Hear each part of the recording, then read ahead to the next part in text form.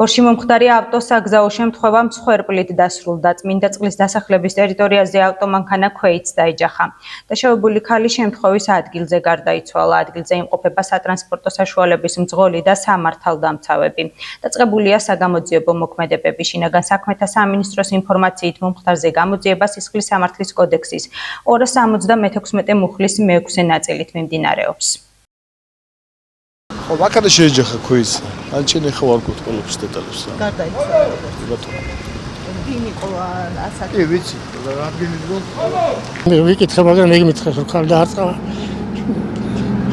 იჭმოდა. ოცხალია თუ არა, გამესოზაი ფორზე გახდეს. ვეითაც მოსიარულე, მაღაზიიდან გამოვიდა დაახლოებით აი მაღაზიიდან, ფეღელიდან. დაახლოებით რა ასაკის იქნებოდა?